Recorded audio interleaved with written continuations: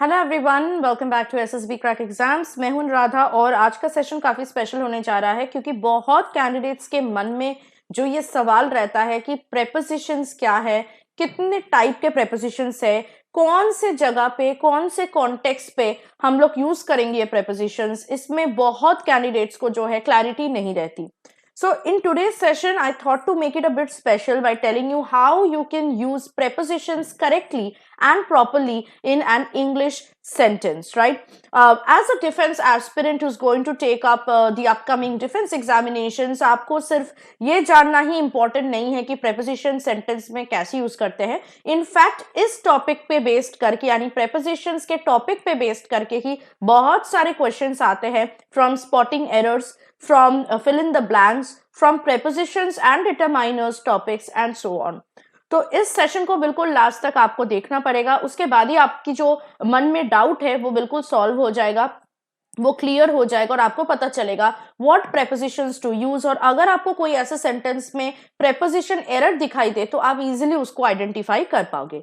But before looking into how to use prepositions in a sentence, we should know first of all what is a preposition. Basically preposition एक part of speech है और ये एक word या group of word से बनता है जो एक नाउन, प्रोनाउन या फिर किसी नाउन फ्रेज से पहले यूज होता है। और इसके फंक्शंस बहुत सारे हैं। ये आपको direction, time, place, location, special relationship और एक ऑब्जेक्ट को इंट्रोड्यूस करने के लिए डिफरेंट वे में यूज होते हैं। एक एक एग्जांपल देख लेते हैं, you will know. For example, अगर आप डायरेक्शन समझाने की कोशिश कर रहे हो, you can use the preposition. For example, you can say I live across the street. आप स्ट्रीट के तरफ दिखा के आप किसी को कह सकते हो तो लिव अक्रॉस द स्ट्रीट। अगर आप स्ट्रीट को क्रॉस करोगे तो मैं आपको मिलूंगी वहां पे, मेरा घर वहां पे है। तो यहाँ पे आप किसी को डायरेक्शन समझा रहे हो using the word across and it is helping the person to know where you live.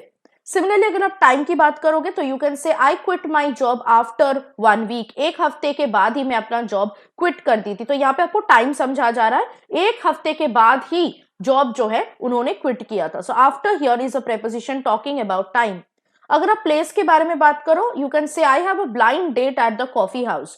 कहां पे है आपका ब्लाइंड डेट? कॉफी हाउस पे। सो यहाँ पे लोकेशन या प्लेस के बारे में बताया जा रहा है। लोकेशन के बारे में अगर आप बताना चाहते हो वेयर एग्जैक्टली समथिंग और समबडी इज, तो आप एक प्रेपोजिशन यूज कर सकते हैं। For example, you can say we are among the only 4 survivors. चारों लोग जो सर्वाइव किए थे उनमें से हम एक है। ओके, हम उनमें से है। सो लोकेशन ये समझाने की कोशिश कर रहे हैं by using the word among. So among is a preposition here. Spatial relationship अगर आप समझाने की कोशिश करो, for example you can say the cat is between the boxes and the sofa. तो यहाँ पे स्पेशल रिलेशनशिप समझाने के लिए बिटवीन यूज किया गया है। So between is a preposition. अगर आप ऑब्जेक्ट को इंट्रोड्यूस करना चाहते हो, फॉर एग्जाम्पल इफ यू से I am with my friends at school, में किसके साथ हूं? मैं अपने फ्रेंड्स के साथ हूं स्कूल में। तो यहाँ पे जो विथ है, this is basically introducing the object. Okay, introducing the object of the sentence. So what is the object of the sentence? My friends at school. Okay, तो ऐसे ही आप देख सकते हो by using in a different ways, the prepositions can be used to identify different things at different point of time. अब हम लोग one by one यहाँ पे देखेंगे कि प्रेपोजिशन को कैसे कहाँ यूज करना है। कुछ गोल्डन रूल्स भी हम लोग डिस्कस करेंगे ताकि जब भी आप प्रेपोजिशन एक सेंटेंस में यूज कर रहे हो या आप कभी भी प्रेपोजिशन एरर पॉइंट आउट कर रहे हो किसी सेंटेंस में, या आपको फिल इन द ब्लैंक करना है by using correct preposition from the options, तो आप इजिली उसको सिलेक्ट कर पाओ। तो पहला चीज आपको याद रखना है कि प्रेपोजिशन के बाद हमेशा एक ऑब्जेक्ट यूज होना है। अगर उस प्रेपोजिशन के बाद ऑब्जेक्ट यूज नहीं होता then it is no longer a preposition, it becomes an adverb. कुछ एग्जांपल्स देते हैं and you will know. For example, if you say he is in the kitchen, यहाँ पे इन प्रेपोजिशन है। क्यों है? क्योंकि इनके बाद ऑब्जेक्ट आ रहा है सेंटेंस में। वो कहाँ है? किचन पे है या किचन में है। तो यहाँ पे the kitchen is the object of the sentence. तो यहाँ पे इन हो गया प्रेपोजिशन। बट इफ आई से प्लीज कम इन, तो यहाँ पे आप देख सकते हो प्रेपोजिशन क्या है? इन। लेकिन इनके बाद कहाँ आने के लिए मैं कह रही हूँ कुछ समझा नहीं जा सकता सेंटेंस में, बस मैं आपको अंदर आने के लिए कह रही हूँ, please come in. No object is used after the preposition here. So here in is not a preposition, it is acting as an adverb in the sentence. Similarly अगर मैं कहती हूँ there was a table before me, मेरे सामने एक table रखा था, तो यहाँ पे देख सकते हैं बिफोर जो है प्रेपोजिशन है, क्यों है? क्योंकि इसके बाद object of the sentence is used which is me. But अगर आप कहते हो Vicky had never seen it before, Vicky ने कभी ये वो चीज पहले नहीं देखा है, तो यहाँ पे बिफोर हो जाएगा एडवर्ब, बिकॉज बिफोर के बाद सेंटेंस की ऑब्जेक्ट जो है यूज नहीं हुआ है। ठीक है, तो ये जो बहुत इंपॉर्टेंट रूल है इसको आपको याद रखना है, and this is one of the golden rules. और लोग जो है डिफेंस एस्पिरेंट्स जो है काफी कंफ्यूज हो जाते हैं कि एडवर्ब है ये, प्रेपोजिशन है ये, क्या है। So I hope now it is clear to you. Second important golden rule जो आपको याद रखनी है वो है कि अगर प्रेपोजिशन के बाद कोई भी प्रोनाउन आ रहा है तो हम उसको ऑब्जेक्टिव केस में यूज करेंगे। So instead of using he, she, I, we, they, हम यूज करेंगे him, her, me, them, us and so on. ये हमेशा आपको याद रखना है।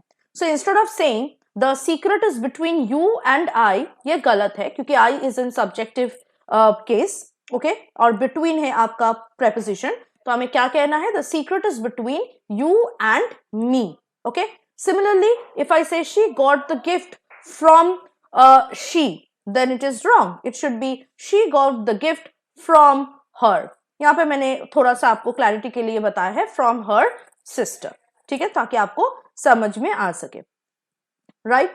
Next golden rule that you should know is people get confused. A lot of defense aspirants ask me this question कि ma'am यहाँ पे जो to use हो रहा है, क्या यहाँ पे ये preposition है या infinitive का part है? आपको पता है infinitive का form होता है to plus main verb, to plus V1 form होता है। तो क्या ये infinitive का part है या फिर to यहाँ पे जो use हो रहा है वो एक preposition है? So do not get confused with the preposition to with the infinitive participle to, क्योंकि टू प्लस V1 एक साथ मिलकर इन्फिनेटिव बनता है, इसीलिए इन्फिनेटिव में जो टू यूज होता है उसको हम इन्फिनेटिव पार्टिसिपल कहते हैं। ठीक है, so you should know this. तो कैसे डिफरेंशिएट करेंगे? Look at it, I am used to painting. Now next rule में जो आपको बताऊंगी उससे आपको क्लैरिटी आ जाएगी। Here to is a preposition, I look forward to seeing you, here to is a preposition. Now what is an infinitive? I used to live in America, to live, to plus main verb, so यहाँ पे to preposition नहीं है, infinitive participle है, infinitive का part है। Similarly they love to sing, again to sing is infinitive, यहाँ पे to जो है एक infinitive participle है क्योंकि उसके बाद main verb जो है sing यूज किया गया है। अब डिफरेंशिएट आपको कैसे करना है? आप इजीली कहोगे मैम जो फर्स्ट टू एग्जांपल्स आपने शो किया है, टू के बाद वर्ब प्लस आईएनजी आ रहा है, पेंटिंग, सीइंग, तो ऑब्वियसली बात है कि ये इन्फिनेटिव नहीं है क्योंकि इन्फिनेटिव में तो टू के बाद मेन वर्ब आता है। Well this is not the only explanation, it is one of the explanation but it is not the only explanation. तो क्या है एक्सप्लेनेशन? ये रहा नेक्स्ट रूल जिससे आपका जो भी क्लैरिटी नहीं आ रहा था अभी क्लियर हो जाएगा। Why to preposition is not the infinitive participle of the infinitive to? कैसे? Because एक verb कभी भी preposition के बाद use नहीं हो सकता। This you have to remember. to के बाद हमेशा noun, pronoun या नाउन फ्रेज यूज होता है। That is the definition of preposition. जब हम लोगों ने सेशन स्टार्ट किया था मैंने आपको प्रेपोजिशन का डेफिनेशन बताया था, राइट? वहां पे मैंने आपको एक्सप्लेन किया था कि प्रेपोजिशन के बाद हमेशा नाउन, प्रोनाउन या नाउन फ्रेज यूज होता है, कभी भी verb in any form will not be used. अगर वर्ब यूज हो जाता है तो वो इन्फिनिटिव होगा। ठीक है, नाउ आप बोलोगे मैम अभी कुछ देर पहले आप दिखा रहे थे verb plus ING, to seeing you, to painting, तो फिर वो क्या है? Actually those are gerunds. Now what is gerund? Gerund is verb plus ing which is also used as a noun in the sentence. यहाँ पे मैं एक example दूंगी तो आपको समझ में आ जाएगा। Now if I say I like to sing, मुझे गाना गाना पसंद है, यहाँ पे to sing जो है एक infinitive है। क्यों? क्योंकि यहाँ पे to के बाद main verb V1 verb sing आ रहा है। मुझे गाना गाना पसंद है, यहाँ पे मैं किसी काम के बारे में बात कर रही हूँ, गाना गाना, ठीक है, उसको मैं पसंद कर रही हूँ। But if I say these guitars are for singing, गाना गाने के लिए ये गिटार्स है, यहाँ पे singing is in ING form and it is a gerund, it is not a verb. यहाँ पे कोई गाना नहीं गा रहा है, या ये गाना गाने के लिए है guitars. So singing here is acting as a noun plus it is a gerund, verb plus ING. तो यहाँ पे जो फॉर है इट्स अ प्रेपोजिशन, ठीक है। अगर यहाँ पे टू होता तो अगेन ये प्रेपोजिशन होता। जैसे यहाँ पे प्रीवियस एग्जाम्पल में मैं दिखाई थी, I am used to painting, painting here is a gerund, it is acting as a noun. मुझे क्या करने में अच्छा लगता है, या फिर मैं क्या करती थी, मैं पेंट करती थी। तो पेंटिंग यहाँ पे नाउन है, it's not a verb. Actual verb क्या है, एम यूज्ड, ओके। यहाँ पे एम जो है ये मेन वर्ब है। तो आपको जो है ये सारी चीजों के बारे में ध्यान रखनी है। Now having said that, we are now going to move on to different prepositions.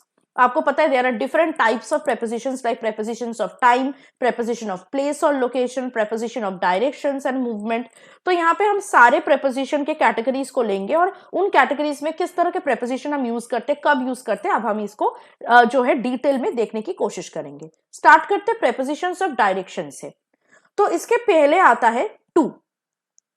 To से हम डायरेक्शन समझाने की कोशिश करते हैं। For example you can say I am going to the school, I am going to the airport. मैं किसके तरफ जा रही हूँ, एयरपोर्ट के तरफ, स्कूल के तरफ। तो यहाँ पर डायरेक्शन टू जो है यूज किया जाता है समझाने के लिए। टू वर्ड्स हम यूज करते हैं डायरेक्शन के तरफ जा रहा है उसको यूज करने के लिए। जैसे इफ आई से Reena is going towards the bus station, आप यहाँ पे टू भी यूज कर सकते हैं, टू वर्ड्स भी यूज कर सकते हैं। टू वर्ड्स हम तभी यूज करते हैं जब हम मूवमेंट समझाते हैं, कोई मूव कर रहा है किसी चीज के तरफ, ओके तो वहां पे हम टू वर्ड्स समझाते हैं। But towards and to can be interchangeably use sometimes. Along use करते हैं to indicate the movement of something और somebody in a certain line in a particular direction with something else. For example, if I say Tahir was driving along a narrow road, एक road जा रहा था एक direction में, ठीक है। अब इस रोड के साथ साथ ताहिर भी ड्राइव कर रहा था। तो उस केस में अगर किसी के साथ साथ आप चल रहे हो, कुछ जा रहा है, तो हम along यूज करते हैं। Tahir was driving along the narrow road. Okay. Next is against. Against दो टाइप में यूज होता है, दो जगह पे यूज होता है। एक, अगर आप किसी चीज को अपोज करने के लिए बात कर रहे हो, for example the boat sailed against the strong current, he went against his father, so and so fourth. Protest करने के लिए, किसी के ऑपोजिशन में जाने के लिए यूज अगेंस्ट। और एक चीज क्या होता है, अगर आप किसी चीज पे सपोर्ट दे के खड़े हो, फॉर एग्जाम्पल इफ आई से the boy is leaning against the tree, मतलब कि जो पेड़ है उसके ऊपर सपोर्ट करके वो लड़का खड़ा है। Okay, so against can also be use to mean the sense of pressing on something और somebody. Next is across. Across आपको पता है बहुत इजी है, ये तीन जगह पे यूज होता है। अगर आप किसी को या किसी चीज को मूव करते हुए देख रहे हो एक साइड से दूसरे साइड तक, जैसे यू कैन से Deepa and her friend were going across the field, field को क्रॉस करके जा रहे हैं। When you are talking about something which is stretched from one side to another, कोई ऐसा चीज जो ऑलरेडी बना हुआ है या स्ट्रेच्ड है या कुछ बना हुआ है, कुछ रखा हुआ है जो एक साइड से दूसरे साइड को कनेक्ट कर रहा है। जैसे you can say the bridge is built across the river Ganga, Ganga के ऊपर ब्रिज बनाया हुआ है और दोनों साइड को ये ब्रिज कनेक्ट कर रहा है। थर्ड जगह पे ये यूज होता है जब ये किसी चीज के ऑपोजिट साइड को समझाते हैं, मतलब आप यहां हो और आपके ऑपोजिट में आपके फ्रेंड खड़े हैं।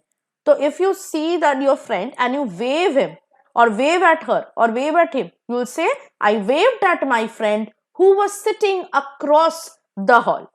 आप एक हॉल में बैठे हो और आपके फ्रेंड हॉल के उस तरफ बैठे हैं, तो आपने उसके तरफ वेव किया, ये समझाने के लिए भी आप यूज कर सकते हैं। उसके बाद है आप कहां पे यूज होता है, आप इज ऑलवेज टॉकिंग अबाउट ऊपर, which talks about movement from lower to upper position. For example, you can say Raghu climbed up the tree. अब ट्री में चढ़ने के लिए ऊपर से नीचे से ऊपर जाना पड़ता है, चढ़ना पड़ता है। डाउन, जब आप नीचे से ऊपर से नीचे की तरफ आ रहे हो। For example children love walking down the हिल, ठीक है, हिल के ऊपर से नीचे तरफ वो वॉक करने में पसंद करते हैं। इनटू, जब आप बाहर से अंदर जा रहे हो, specifically into an enclosed space, ठीक है, उसके मूवमेंट को समझाते, जैसे Gargi recently moved into her new apartment, ठीक है। Now onto and over के अभी हम लोग इस्तेमाल देख लेते हैं। ऑन टू जब आप मूवमेंट शो कर रहे हो ऑन समथिंग सरफेस, किसी चीज के सरफेस पे आप मूवमेंट शो कर रहे हो। For example you can say I asked my sister to move her things onto the second shelf. Over आप कब यूज करते हो? जब आप मूवमेंट समझाते हो ऊपर on the surface but in a forward and upper direction. Forward की तरफ कुछ मूव कर रहा है और अपर डायरेक्शन में मूव कर रहा है। For example you can say the sprinter ran over more than 10 hurdles in his last race. अब हम आते हैं प्रेपोजिशंस ऑफ टाइम के ऊपर। So obviously prepositions of time आपको पता है, इट इज वेरी इजी। एक बार और देख लेते हैं। पहले यूज हम लोग देखेंगे एट का यूज कहाँ होता है, प्रीसाइज टाइम बताने के लिए। जैसे कोई टाइम बताने के लिए at 9 o'clock, at 9 PM, at 9 AM आप यूज कर सकते हो। Other than this it is also used for some parts of the day. For example at sunrise, at sunset, at dusk, at dawn, at noon, at midnight and at night. एक दिन के इन हिस्सों के से जब आप हिस्सों के बारे में बात करोगे, सनराइज, सनसेट, डस्क, डॉन, नून, मिडनाइट और नाइट, तो आप इनसे पहले एट यूज करोगे, बाकी और कोई प्रेपोजिशन नहीं। इन हम लोग यूज करते हैं also before some parts of the day except where at is used. कहां यूज करेंगे? मॉर्निंग से पहले, इवनिंग से पहले और आफ्टरनून से पहले। सो यू कैन से in the morning, in the evening, in the afternoon. बाकी कोई भी दिन का हिस्सा हो उससे पहले आप एट यूज करोगे। इसके अलावा मंथ्स से पहले आप यूज कर सकते हो, like in may, in July. Years से पहले आप यूज कर सकते हो इन 2024, इन 2003। सेंचुरीज से पहले आप यूज कर सकते हो in the 18th century, in the 20th century. और लॉन्ग पीरियड्स के लिए आप यूज कर सकते हो, for example in summer, in winter, in autumn and so on. On आप यूज करोगे डेज और डेट से पहले, ये आपको पता है। For example you can say I will come on Monday, similarly on Friday, on Sunday. और डेट से पहले, like I will meet you on 5th March, on 22nd January, okay, like this. इसके बाद आता है फॉर एक period of time के लिए यूज किया जाता है। For example you can say Shekhar has been working in this company for over a year now, और फॉर 12 months नाउ, और for 11 months now. Period of time दिखाने के लिए फॉर यूज करते हो। सिंस आप यूज करते हो जब you are talking about a point of time from where a certain action began. Past में एक ऐसा टाइम जब से कोई काम स्टार्ट हुआ है और अभी तक चल रहा है। For example you can say Beena has been living in this locality since 1989। 1989 से बीना रहना स्टार्ट की थी और अभी तक वो इसी लोकेलिटी में रह रही है। After and before is very very easy. After मतलब बाद में, बिफोर मतलब उससे पहले। For example you can say he married Shreshtha after Diwali, Diwali के बाद उन्होंने श्रेष्ठा से शादी किया है। I will complete my work before this week, इसी वीक से पहले ही मैं अपना काम खत्म करूंगी। नेक्स्ट बाय हम यूज करते हैं अगर किसी टाइम से पहले कुछ हो जाएगा वो समझाने के लिए, within a particular point of time. For example you can say by next Monday I would have submitted my thesis. Next Monday से पहले ही मैं अपना थीसिस सबमिट कर दूंगी। ड्यूरिंग एक ड्यूरेशन समझाने के लिए यूज किया जाता है, स्पेसिफिकली जब कोई इवेंट, कुछ चीज चल रहा था। For example during first world war several million people died. जब फर्स्ट वर्ल्ड वॉर चल रही थी तब बहुत लोगों की जान गई है। फ्रॉम हम यूज करते हैं ऑब्वियसली अगर कोई चीज किसी टाइम से स्टार्ट हुआ है और किसी टाइम पे एंड होगा, हमेशा फ्रॉम के साथ टू यूज किया जाता है। Sometimes it is not use but commonly it is used with to, till और until. For example you can say the movie show starts from 7 PM, और you can say the movie show is from 7 PM to 10 PM। अब हम देखेंगे preposition of place या position के बारे में। यहाँ पे भी कुछ कॉमन प्रेपोजिशंस आपको मिलेंगे जो हम लोगों ने प्रेपोजिशन ऑफ टाइम में भी देखा है, जैसे at, in, on and so on. तो देख लेते हैं ये कैसे डिफरेंट है। जब आप एट यूज करोगे as a preposition of place और पोजीशन, तब आपको ये पर्टिकुलर पोजीशन या लोकेशन के लिए यूज करना है। जैसे Shruti was sitting at her desk, I met her at the cafe.